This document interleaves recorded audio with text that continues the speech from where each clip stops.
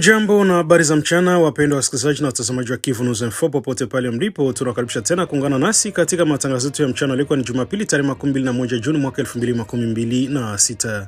Na katika matangazo yetu ya mchana leo tutakuletea habari mbalimbali za kitaifa, kisiasa, kiusalama, kiafya na kijamii kutoka Jamhuri ya Kidemokrasia ya Kongo na ukanda wa maziwa makuu. Miongoni mwa habari tulizokuandalia ni ile ya usalama katika Minembwe na nyanda za juu za Fizi, mvutano wa kidiplomasia kati ya DRC na Rwanda katika baraza la haki za binadamu la Umoja wa Mataifa, msimamo wa mashirika ya kiraia kuhusu mjadala wa katiba nchini, pamoja na hatari ya tahadhari ya ugonjwa wa Ebola mjini Beni. Tutakuletea pia uchambuzi wa matukio yanayoendelea kwa mashariki mwa nchi, sauti za viongozi mbalimbali, pamoja na taarifa nyingine muhimu zinazogusa maisha ya wananchi. Basi endelea kwa pamoja nasi hadi mwisho wa taarifa hii ya habari kupata habari sahihi za kuaminika na zenye kujulisha kuhusu matukio yanayoendelea ndani na nje ya nchi. Mimi ni Teloje Longa, basi nakualika kuwa na mimi mwanzo hadi mwisho wa matangazo yetu ya mchana leo kupitia Kivu News Info, sauti ya wananchi na daraja la habari za ukweli.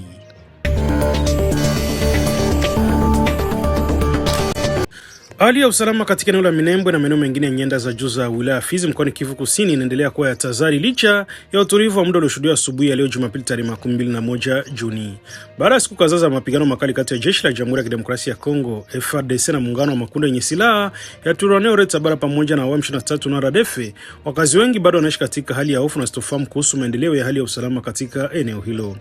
Kwa mujibu wa taarifa kutoka vyanzo mbalimbali vya ndani, milio ya risasi ambayo ilisikika kwa nguvu katika siku zilizopita imepungua katika baadhi ya maeneo, jambo linaloruhusu baadhi ya wakazi kutoka katika maeneo ya maficho yao kwa muda mfupi.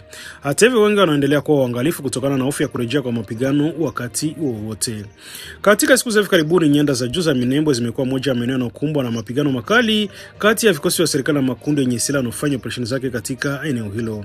Hali hiyo imeathiri maisha ya wananchi, shughuli za kiuchumi pamoja na harakati za watu kutoka kijiji kimoja hadi kingine. Wakati huo, mamlaka za kijeshi zimekanusha taarifa mbalimbali zilizokuwa zikisambazwa kwenye mitandao ya kijamii kuhusu hali ya baadhi ya maafisa wa jeshi. Taarifa zinadai kuwa afisa mmoja anayefahamika kwa jina la Kanali Bahati amekamatwa na muungano wa Twirwaneho Red Tabara na M23 zinaelezwa kuwa si za kweli. Taarifa nyingine zilizozua wasiwasi miongoni mwa wananchi zilidai kuwa Kanali Michele Apoko Bangala, kamanda wa sekta operation ya Kivu mwa Kusini, ameuawa kujeruhiwa wakati wa mapigano, nazo zimekanushwa rasmi. Vyanzo vya kijeshi vinasema kuwa kamanda huyo yuko hai na afya njema na anaendelea kutekeleza majukumu yake ya kijeshi. Kwa upande wa hali ya kijeshi kwenye maeneo ya mapigano, vyanzo vya ndani vinaeleza kwa baadhi ya maeneo yalikuwa yamerudishwa chini ya udhibiti wa FARDC katika siku zilizopita, sasa yameripotiwa kurejea mikononi mwa muungano wa Twirwaneho Red Tabara na M23 baada ya mapigano makali. Maeneo yanayotajwa kuwa ni pamoja na uwanja wa ndege wa Minembwe, Ujafi, Mandegu, Irundu pamoja na Bidegu. Maeneo haya ni yana umuhimu mkubwa katika harakati za kijeshi na usafiri ndani ya nyanda za juu, jambo linalofanya udhibiti wake kuwa muhimu wa kimkakati kwa pande zinazohusika katika mapigano. Kutokana na mabadiliko haya ya hali ya uwanja wa mapambano, vikosi vya jeshi la Jamhuri ya Kidemokrasia ya Kongo vimefanya upangaji mpya wa majeshi hayo. Baadhi ya wanajeshi wameripotiwa kuelekea upande wa Kalingi, huku wengine wakirejea katika maeneo ya Kakenge kwa lengo la kuimarisha safu za ulinzi na kujipanga upya. Vyanzo vya kijeshi vinaeleza kuwa hatua na haimaanishi kusitishwa kwa operesheni za kijeshi, bali mkakati wa jeshi unaolenga kulinda uwezo wa mapigano wa vikosi vya serikali, kuzuia hasara kubwa zaidi na kuimarisha ulinzi wa wananchi wanaoishi katika maeneo yaliyoathiriwa na vita. Jeshi linaendelea kufuatilia kwa karibu mwenendo wa hali ya usalama katika eneo hilo, huku likijiandaa kwa operesheni nyingine zinazolenga kurejesha mamlaka ya serikali katika maeneo yanayokabiliana na changamoto za kiusalama. Kwa upande wa wananchi, hali ya kibinadamu inaendelea kuzua wasiwasi. Familia nyingi zimeripotiwa kuhama makazi yao kutokana na hofu ya mapigano, huku baadhi ya vijiji vikikumbwa na upungufu wa mahitaji muhimu kama vile chakula, maji na huduma za afya. Watu waliokimbia makazi yao wanaendelea kutafuta maeneo salama, huku wakitarajia kurejea kwa nyumbani mara hali ya usalama itakapotegemea. Mashirika ya kiraia pamoja na viongozi wa kijamii wanaendelea kutoa wito kwa pande zinazohusika katika mapigano kuheshimu maisha ya raia na kuepuka vitendo vinavyoweza kuongeza mateso kwa wananchi wasiokuwa na hatia. Hadi sasa hali usalama katika Minembwe na maeneo ya nyanda za juu za Fizi endelea kufuatiliwa kwa karibu na mamlaka za kijeshi pamoja na wakazi wa eneo hilo. Ingawa utulivu wa muda unaonekana kurejea katika baadhi ya maeneo, hali bado inaendelea kuwa ya tahadhari, huku wananchi wakisubiri maendeleo zaidi kuhusu operesheni za kijeshi na juhudi za kurejesha amani katika eneo hilo.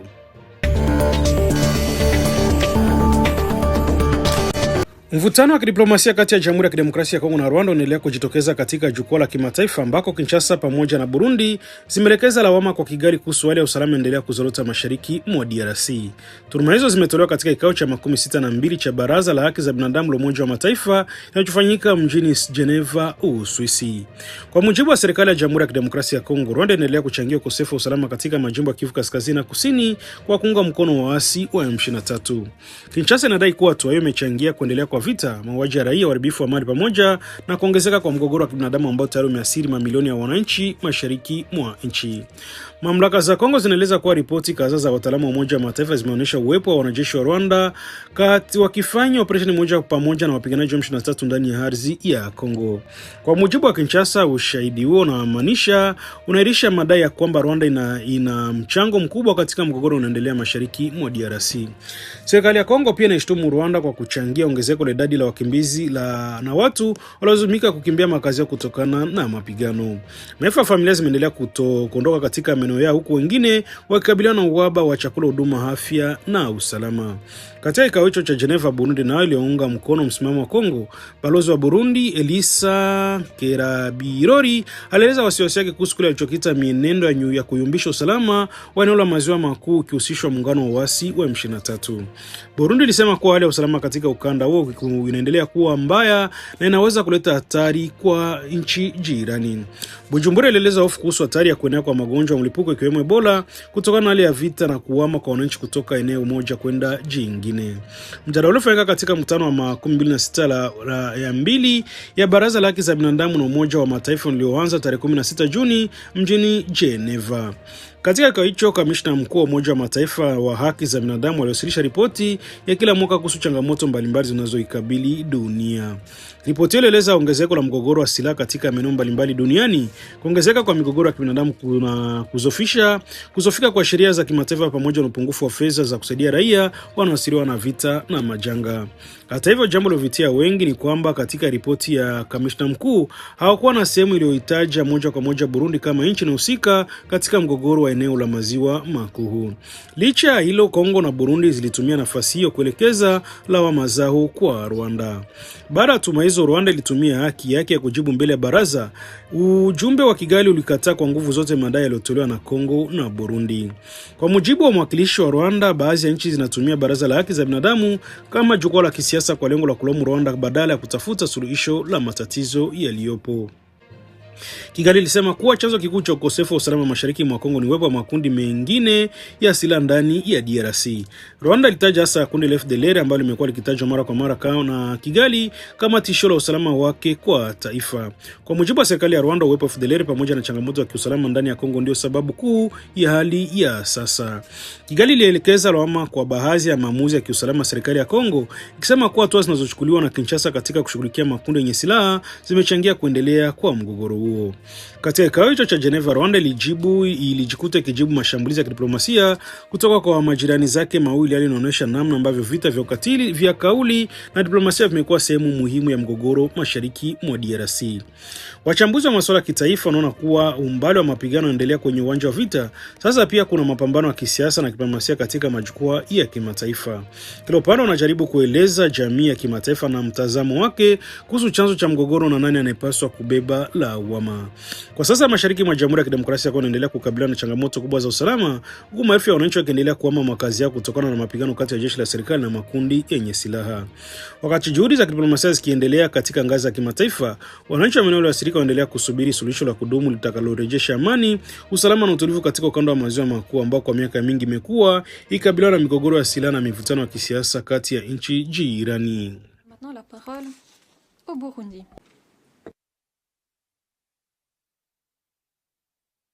Merci, Monsieur le Vice-président. Nous endossons la déclaration du Kenya au nom du groupe africain. Ma délégation prend note du rapport annuel du Haut-Commissaire, nous rappelant de ne pas se laisser distraire et de poursuivre notre travail inlassable de renforcer les droits humains, particulièrement aujourd'hui où le droit international est plus que fragilisé par l'escalade des conflits armés majeurs, la multiplication des recours unilatéraux à la force et que les besoins humanitaires sans cesse croissants souffrent malheureusement d'un manque de financement. Ma délégation joint la voix du Haut-Commissaire Extrêmement préoccupés par l'insécurité, la situation humanitaire catastrophique ainsi que les violations récurrentes des droits de l'homme causées par les offensives militaires de la coalition rebelle AFC M23 avec l'appui plus qu'avéré du Rwanda dans l'est de la République démocratique du Congo, aujourd'hui exacerbée par l'épidémie mortelle d'Ebola qui, selon les conclusions de l'OMS, présente un risque de propagation régionale évidente et constitue une urgence de santé publique de portée internationale. Nous profitons de cette tribune pour réitérer l'appel à la solidarité internationale pour une riposte efficace, la mobilisation des ressources aussi bien techniques que financières pour freiner la contagion étant une priorité. Enfin, mon pays réaffirme son plein soutien au principe d'une seule Chine et de son modèle de développement socio-économique au bénéfice du bien-être de sa population, plus qu'inspirant. Je vous remercie. Wakati visa vya ugonjwa wa Ebola vikiendelea kuongezeka kwa kasi katika mji wa Beni mkoani Kivu Kaskazini, hali ya tahadhari imeongezeka kutokana na vitendo vya uhasama vinavyolengwa dhidi ya timu za wahudumu wa afya wanaoshiriki katika mapambano dhidi ya ugonjwa huo. Hali inaibua hofu kubwa miongoni mwa mamlaka za afya na viongozi wa jamii ambao wanaonya kwamba upinzani dhidi ya shughuli za afya unaweza kuathiri juhudi za kudhibiti ugonjwa huo hatari. Kwa mujibu wa taarifa kutoka Beni, baadhi ya maeneo ya mji huo yanaendelea kushuhudia ongezeko la visa vya Ebola yanayolazimu wahudumu wa afya kuendelea na kampeni za uchunguzi wa mashaji na ufuatiliaji wa wagonjwa na utoaji wa huduma kwa wananchi walio katika hatari ya kuambukizwa. Hata hivyo, kazi hiyo imekuwa ngumu kutokana na mazingira ya uhasama yanayojitokeza katika baadhi ya mitaa. Eneo la Mabolio limetajwa kuwa moja ya maeneo yanayokabiliwa na changamoto kubwa zaidi. Katika tukio la kushtua, wananchi wengi wa wahudumu wawili wa afya walikuwa wakishiriki katika shughuli za kupambana na Ebola walishambuliwa na kundi la vijana walikuwa wakipinga operesheni za afya. Mashuhuda wanasema wahudumu wao walipigwa kwa kujeruhiwa vibaya kabla ya kutokolewa na watu waliowahi kufika katika eneo la tukio. Taarifa zinaeleza kuwa wahudumu wao walipata majeraha kutokana na vipigo walivyovipokea, huku tukio hilo likiongeza hofu miongoni mwa wafanyakazi wa afya wanaendelea kufanya kazi katika mazingira magumu. Mashambulizi hayo yamezua hisia kali kati ya jamii ya Beni, huku viongozi wakielekeza wasiwasi wao kuhusu kuongezeka kwa vitendo vya vurugu dhidi ya watu wanaojitolea kuokoa maisha ya wananchi. Kiongozi wa kundi la shinikizo la kijamii la Verenda Musanga, Fiston Isambira, wamelaani vikali matukio na kuwataka wananchi wa Beni kujadili mtazamo wao kuhusu shughuli za kupambana na Ebola. Kwa mujibu wa Isambira, wananchi wa Beni wanapaswa kujifunza kutokana na mlipuko wa Ebola uliowahi kutokea katika miaka iliyopita. Amesema mji tayari umewahi kukumbwa na madhara makubwa ya ugonjwa huo, jambo ambalo linapaswa kufanya wananchi kushirikiana na wahudumu wa afya badala ya kuwazuia. Kiongozi wao amesema kuwa kupambana na Ebola ni jukumu la kila mwananchi na si la serikali au wahudumu wa afya pekee. Ameeleza kuwa vijana wanapaswa kuwa sehemu ya suluhisho kwa kushiriki katika kampeni za uhamasishaji na kuelimisha jamii kuhusu njia ya kujikinga dhidi ya ugonjwa huo. Fiston Isambira amesitiza kuwa vitendo vya ukatili dhidi ya timu za afya vinaweza kusababisha madhara makubwa kwa jamii, kwani vinazuia utoaji wa huduma muhimu na kuchelewesha juhudi za kuzuia maambukizi. Licha ya kulaani mashambulizi hayo, kiongozi wao pia ameonyesha kile alichokiona kuwa ni udhaifu katika mikakati wa sasa wa mapambano dhidi ya Ebola. Kwa mujibu wake, tatizo kubwa ni ukosefu wa mawasiliano ya kutosha kati ya mamlaka za afya na wananchi. Amesema kwa wananchi wengi bado hawapati taarifa za kutosha kuhusu ugonjwa huo, jambo ambalo linasababisha hofu, uvumi na kutokuamini shughuli zinazofanywa na timu za afya. Hali hiyo, kwa mujibu wake, inachangia baadhi ya wananchi kupinga hatua za kinga na hata kushiriki katika vitendo vya vurugu. Kwa sababu hiyo, Isambira ametoa wito kwa mamlaka za mkoa Kivu Kaskazini kubadili mbinu za mawasiliano na kwa kushirikisha viongozi wa vijana, mashirika ya kijamii pamoja na viongozi wa kijamii katika kampeni za uhamasishaji. Upande mwingine, wataalamu wa afya waendelea kuonya kuwa Ebola ni ugonjwa hatari unaweza kusababisha vifo vingi ikiwa hutadhibitiwa kwa haraka. Ugonjwa huambukizwa kupitia kugusana na majimaji ya mwili na mtu aliambukizwa na unahitaji hatua kali za kinga ili kuzuia kuenea kwake. Mashirika ya kiraia na viongozi wa kijamii wanatoa wito kwa serikali, washirika wa afya na viongozi wa maeneo mbalimbali kuongeza juhudi za kutoa elimu kwa wananchi na kuzuia kuenea kwa taarifa za uongo na kuimarisha ushirikiano wa kijamii. Macho wakazi wa Beni sana ikielezwa kwa mamlaka za afya na viongozi wa jamii wakitarajia hatua zaidi zitakazosaidia kurejesha imani ya wananchi na kuimarisha mapambano dhidi ya ugonjwa wa Ebola ambao unaendelea kuwa tishio kwa afya na ya umma katika eneo hilo.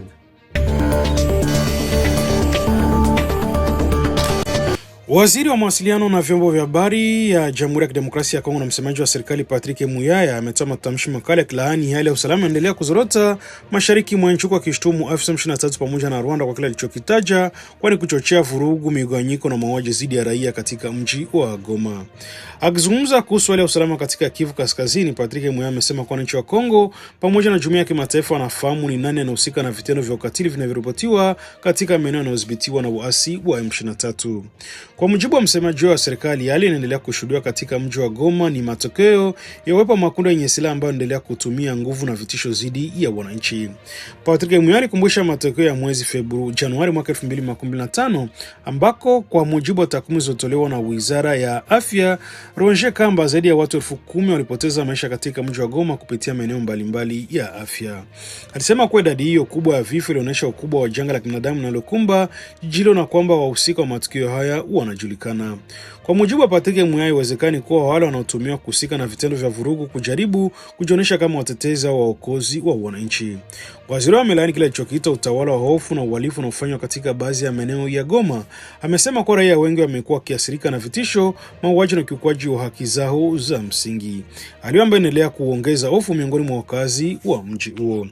Patrick Muyaya amesitiza kuwa baadhi ya wananchi wanaozungumza Kiswahili wameendelea kuwa waathirika wa vitendo vya ukatili na kwamba serikali ya Kongo inafuatilia kwa karibu hali hiyo. Kwa mujibu wa msemaji wa serikali, haiwezekani kuwa watu wanaohusika na vitendo vya vurugu kujionyesha kuwa wanalinda au kutetea maslahi ya wananchi. Mbali na masuala ya usalama, Patrick Muyaya ameeleza wasiwasi wake kuhusu kuongezeka kwa kauli za ubaguzi na migawanyiko ambazo zimekuwa zikitolewa katika baadhi ya maeneo mashariki mwa nchi.